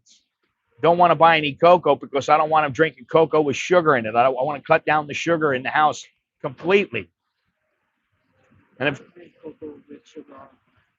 no, not all the time, but you do drink it. You drink chocolate, and you can cut your sugar intake. Believe me. Believe me when I tell you, I've cut my sugar intake dramatically. Yesterday I had about 18 carbs, something like that. That's it. I dipped my toes in a MacBook just before the Intel Max. People see me, the Intel ones came, and I was like, all right, now. Silicon ones, I'm like, fuck yes. I grew up oh, there he is. I grew up next to two Asian families. We had two refrigerators. I still call them ice boxes, but my friends always correct me. Yeah, they used to be called ice boxes. I love Macs. Listen, 2008, that was the year I changed my mind and changed my computers. I used to do nothing but PCs. And I was like, oh, Max, I don't know. Then I went to the Olympics, and I covered the Olympics, and I was in the media room in Beijing it was for all over the world, but they had a media center, and I went in there, and they had nothing but Macs there. It's about 42,500. The one that I want's about 42,000, maybe 45, something like that. But they had the whole room decked out with Macs, and then they were giving away free stuff for Nike and Canon, and that was how I kind of got on I got away from Canon because Nikon was giving so much cool stuff away, and then I was getting memory cards, and they just give you shit. But I was sitting at the Mac, and it was like a huge Mac. I mean, I don't know how many inches it was, but it was massive. And from that point on, I went, I don't want a PC anymore. I'm still a Windows, but if it's corrupt, doesn't update anymore. But it's corrupt, doesn't update anymore, can't install apps. Well, there you go. I just paid $1,300 US for a brand new 14-inch Mac Pro 512, da da da da. Well, so figure that out, how much that is. That's 39,000 plus another 39. It's about 42,300. Well, it serves your purpose. It doesn't serve my purpose. You know, I mean, a tablet doesn't cut it for me. PCs kept breaking down, antivirus, malware, shit, headache. Macs last until the specs can't. Listen, my Mac that I have and Jono's Mac, we have the same year Mac. It's 11 years old, going on 12 years old, our Macs. And mine says service recommended. So I need to take it in and get the battery serviced and all that other stuff. And I am holding off and holding off and holding off because I don't want to pay the money because I can use that and just buy a new Mac. You know. So, but you know, here in Thailand, the Macs are about the same price. They're maybe a little bit more. So, you know, I don't even think about that anymore. It's just about, you know, can I afford it in Thai baht?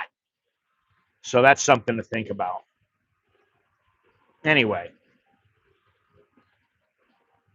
So the nonsense, as I put it, about the Thailand's and how much you need to live here, it is really nonsense. Okay.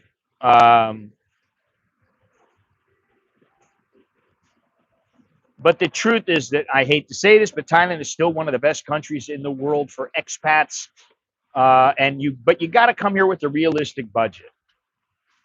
If you come here and you say, well, I got 1,300 and in another year I'm going to have another 500 or something. Okay, well, you're along the right lines. But if you come here and you go, well, I got $800, maybe I can squeeze a couple $100 out and then I can make $1,000. I want to live here and I'm 23 years old. Well, guess what? It's not going to happen, man. It just ain't going to happen. You got to have a realistic budget. But for the most part, with $1,000 a month, you're not living on the beach in Phuket with a car and a great social life and great health care. That's just not happening. And that's a marketing spin put forth by not only International Living. I'm not just jumping on them.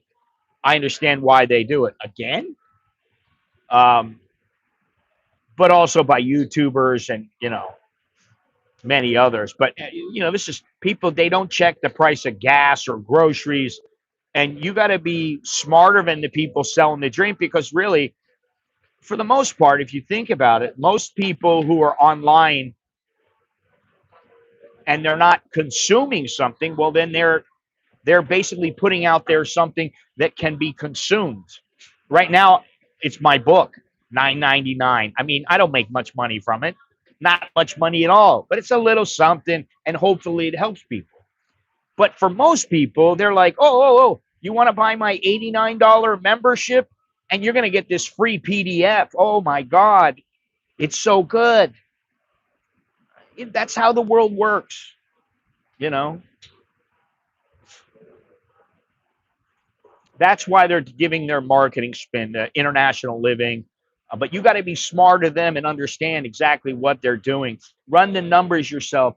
You talk to real people who live here, people like me, people, you know, it could be a YouTuber, it could be anybody that you know that lives here, but you don't really want to build your retirement plan around some kind of fantasy or fiction or whatever you want to call it, because it's just not, it's not feasible, man. You start thinking, oh my God, it's paradise there. I'm going to go there. I got $750 a month, and I know that's going to come for years and years. Well, yeah, okay. And, you know, yeah, maybe you can scrape by.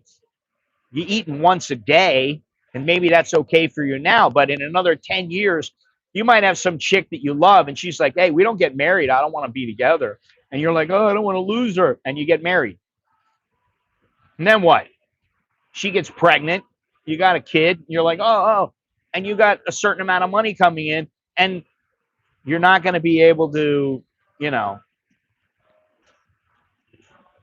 dude, you ask too many goddamn questions. Seriously. Get a consultation. Or just, send me an email with one or two questions and I'll answer it. Jesus Christ. I mean, you can get a TV anywhere. Atari. Well, I had an Atari, and what was that game I used to play? It was Pong.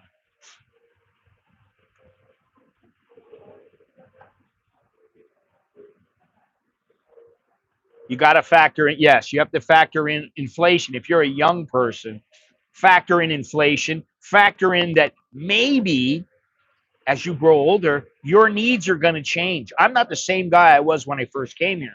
When I first came here, all I wanted to do was go out and drink tequila, drink beer, party. I didn't smoke weed, and it wasn't legal. I didn't want to get thrown in jail. And all I wanted to do was bang chicks, drink. That was my life. That's really what I wanted to do. And that can only go on for so long. And then you have to figure something else out. Like I went, wow, I'm kind of out of control. I need to stabilize a little. You stabilize a little bit. It doesn't matter where you buy it. If you want it mounted, they'll mount it. It doesn't matter. You can get it at the mall. It doesn't matter. You want to get it at Home Pro, maybe you'll be able to find something that's cheaper. I don't know. It really depends. Look around. That's why you go price shopping. Seriously.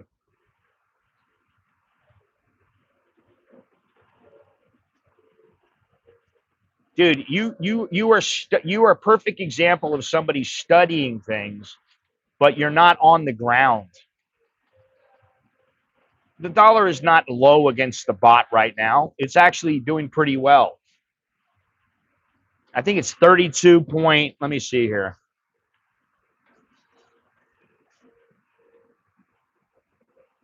Oops.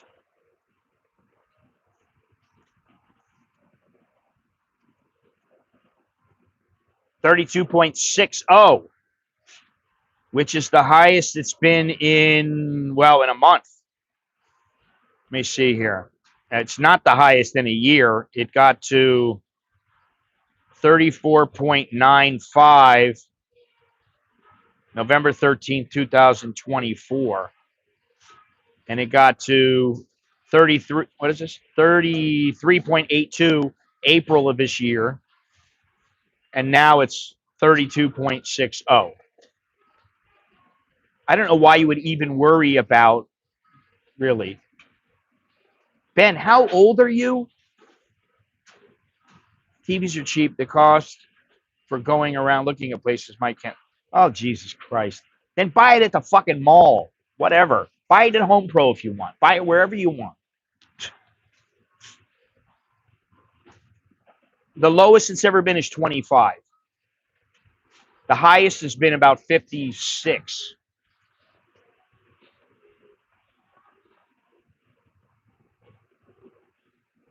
I mean, wherever is closest to you that's convenient for you. If you're not going to pay a lot more for the TV, then that's where you go.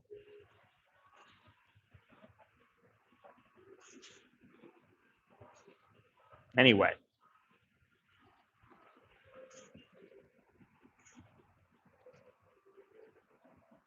We got about 8 minutes left here.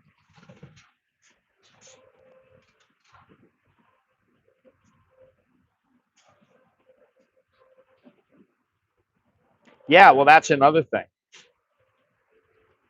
If you want, you just order it online. They'll deliver it to you, and they'll put it in for you. I mean, you might pay a $350, $10, $11 delivery charge. they'll bring it into your house and they'll hook it up for you. You know, if you don't speak Thai, can you survive well in Bangkok? You could survive, yes, and you can live, yes. Would you live better if you spoke Thai? Yes. I mean, two quarters Korean doesn't speak any Thai. Jono speaks a little bit of Thai now. And I can tell you, I'm much more entrenched in the system here. I'm much more in tune with Thai people. I don't have any problem getting around when they don't speak any English. So that's what I would say. Yeah, I mean, that's what we did with our air conditioners. This is what I mean. It's so easy nowadays. This is all bullshit. That's why I'm asking you, Ben, how old are you? If you're a youngster, you know, that's all I can say. Well, romantically, it does, definitely. And then the thing is, if you're smart, I've had girls, numerous girls, ask me, "Oh, can you teach me English? Could you know?" And if I want, I can go. Oh, where? Well, my house. I don't know. Maybe McDonald's or you know. If they say your house, you know. I never want to teach them. I don't have the patience for that shit. You know. I mean, listen. If you know, when I met my wife, she spoke English. She didn't speak great English, but she spoke English, and we were able to communicate. I spoke Thai. She spoke English. And now she speaks great English. Her English is really good. And the other day we're watching some show, oh, Animal Kingdom.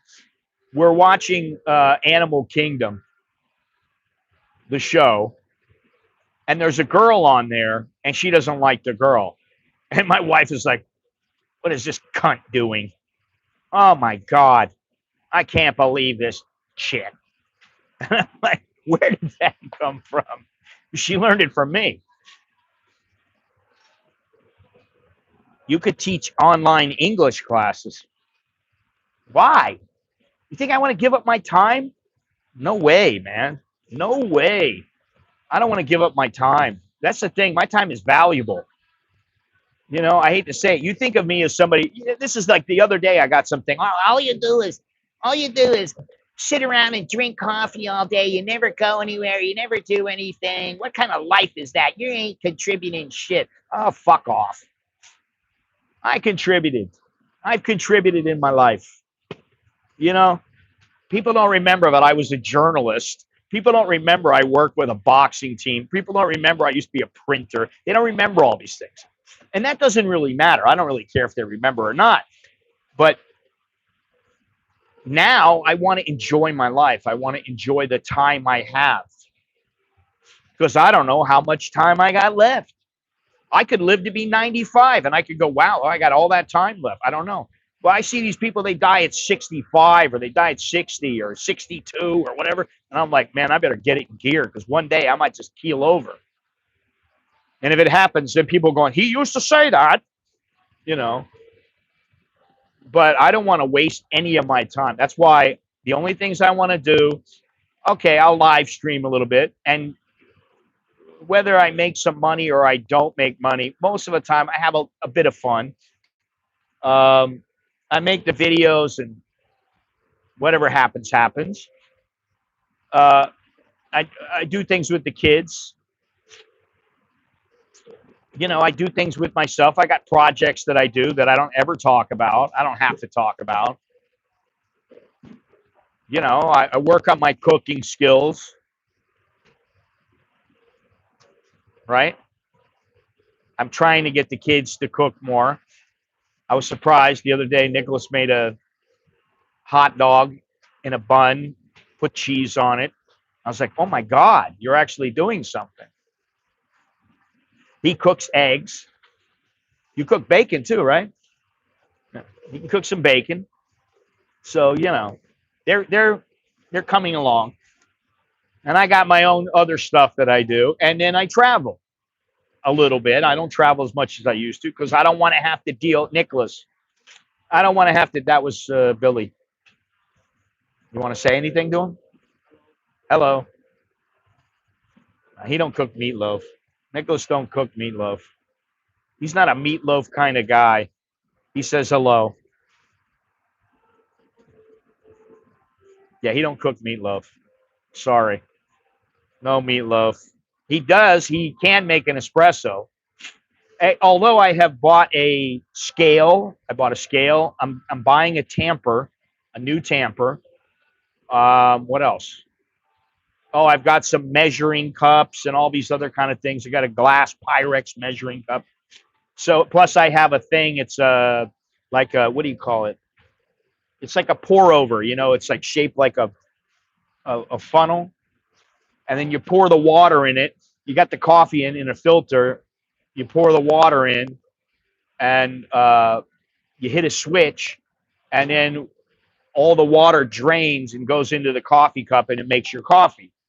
I have that. I have the Roke, and I would like to buy a machine, but most of the good ones are pretty expensive. Um,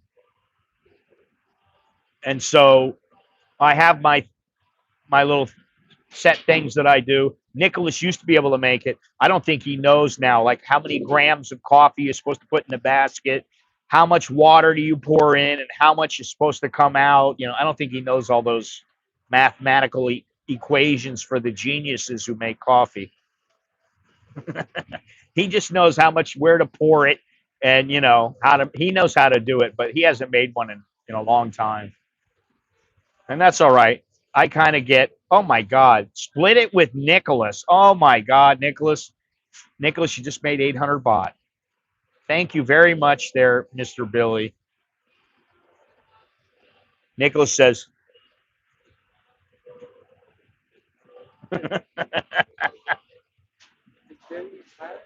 no, he's in Texas. You want to say thank you to him? Okay, go ahead. Thank you, Billy. Did you hear him? He said, thank you, Billy. There you go. All right. Now, we're almost out of time. So, again, don't forget my book. It's down. The link is down in the description. It's up. It's pinned up at the top of the chat. It will be on my website at anamericaninbangkok.com. And I think I'm going to try to get the live stream up with the places. He says he's going to live with you when he's old and decrepit. You're going to help take care of him, Nikki. Billy says when he's old, he's going to live with you, and that way you can take care of him. You can wipe his ass. he said he'll get a nice girl to do it for you. Oh, God. Anyway, everything is in the description. Thank you very much, everybody. And yeah, I'll try to do the video on the places to live for Sunday. And I guess that's it. So thank you. And Choke D, Lel Jerk and my. I am Scott. I'm an American in Bangkok. Until next time, see ya. Take care. All that good stuff. Have a good day or night. Ciao.